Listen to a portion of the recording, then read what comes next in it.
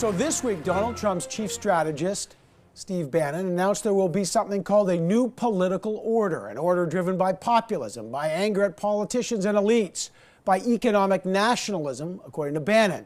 As both the Conservatives and the NDP leadership races heat up in Canada, and this week, by the way, I should say, NDP MP Charlie Angus has thrown his hat into the ring. Those parties are at a crossroads. Is this the age of populism in Canada? To find out, I'm joined now by Doug Ford, whose late brother Rob Ford, of course, was the famous populist mayor of Toronto. I'm also joined by Avi Lewis, one of the authors of the LEAP Manifesto, which has urged political parties and had a big impact on the NDP to make very dramatic changes to government policies. Avi and Doug, great to see you both on the program. Great being here. All right. Hi there. Doug Ford, a lot of people say that what you and your brother did was really the precursor to the populism of Donald Trump. Do you buy that?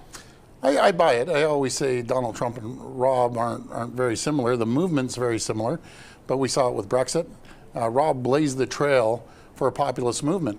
And I always want to remind people that our base is made up of 40% of traditional NDP voters, union members, 49% of traditional Liberal voters, and some fiscal conservatives. Well, this is it. And Avi Lewis, this has been interesting because Donald Trump on Friday said a similar thing. He said the working class person is part of the Trump movement. That used to be the bedrock of the NDP. What happened here?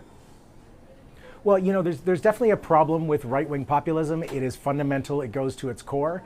Right-wing populism runs about as deep as TV makeup. It's about as real as wrestling. Right-wing populism, you can call every constituent you want, you can connect with working people, and you can go and pick up their garbage.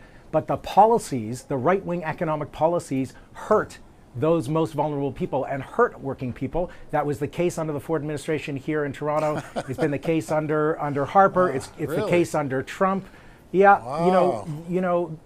Well, go ahead, Doug. Well, you know something that hurts people. What really hurts people is when you're getting your backside taxed off. When they go door to door and they can't afford the hydro rates because their hydro rates are as expensive as basically their mortgage.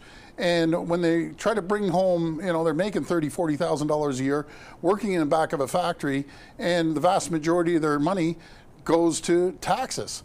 That's what hurts people. I know it firsthand. I've door knocked. I hear the people, and you keep saying the right wing.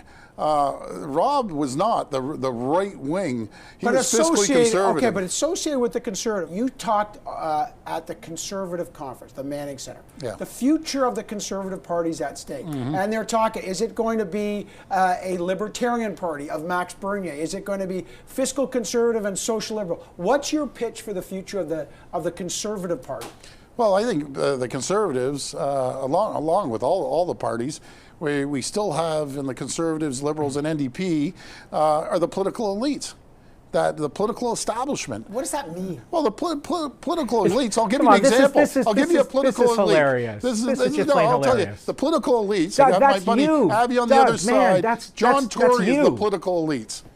You know, we hang out with the blue collar folks. We don't hang out at these posh clubs and, you know, everyone that looks down on the common person that doesn't donate $1,000 to the campaign. A scintilla of reality to this conversation? Yeah, go ahead. Thank you.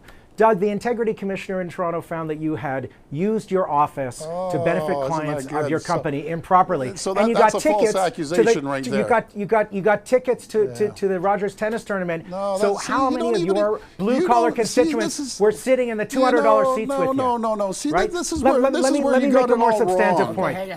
Let me make a more substantive point. Yeah. You preach populism, and populism is definitely like the EMTs for a right-wing economic movement that is otherwise on life support. It is the savior of right-wing economics, but you practice the politics of austerity. You slashed 62 transit routes. You tried to close libraries. You said you'd do it in a heartbeat. You took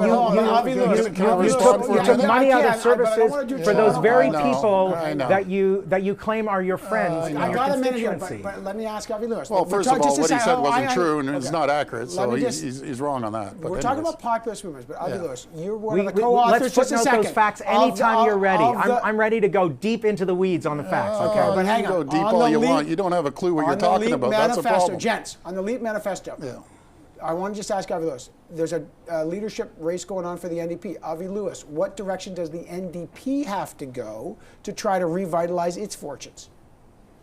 Well, the ascendance of Trump, of crypto-fascism in populist makeup, is very, very scary. But in some way, let's be honest, it is a failure of the left.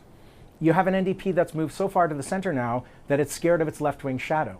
Bernie Sanders, had the right-wing Democratic machine not locked him out of the true possibility of winning the primary, or had he won the primary, he would have given Trump a run for his money, because Bernie talked about taxing banks, taxing corporations, and redistributing money to the people who don't have enough. Why is the NDP not following right down that path? There's two Canadians, Galen Weston and David Thompson, who control as much wealth as a third of us, as 10 million Canadians. We got to take their money away and share it in revitalized public services that benefit everyone. That's left-wing populism. That is the future of the left. If we don't, we'll have fascism in the United States. Okay, I got 30 seconds. God help us, Avi. He calls this fascism. God help us if we ever let you take care of the finances. You're going after the Weston family? You got to be kidding. That creates tens of thousands of jobs that were entrepreneurs in this country that are out there creating jobs, paying taxes. You're going after the Thompsons. You're showing your true feelings about our elites. That create, the richest two people in Canada are people you admire. That's the problem. I got 10 seconds. There's where we fall on the elitism. That's the difference between the left and the right. You always try to interrupt. Okay, I got 10 seconds. Isn't it great? Entrepreneurs are great. They create jobs, protect the little guy. Do you know what you guys are? You're nothing but a bunch of poverty pimps. You don't help the people that are on poverty. Unlike Rob and I used to go help people. You just want to jump on the back of their coattails. I agree. Let's give more money to Galen. Let's give more money to Galen Weston and David Thompson. Right. God bless the Weston family. That's what I have to say. We need more people like the Westons. That solves the populism question right there. Doug Ford and Avi Lewis, if you ever thought that the leadership race for the Conservative Party and the NDP matters, well, check out the Passions of the Debate. Doug and Avi, great to have both of you on the program.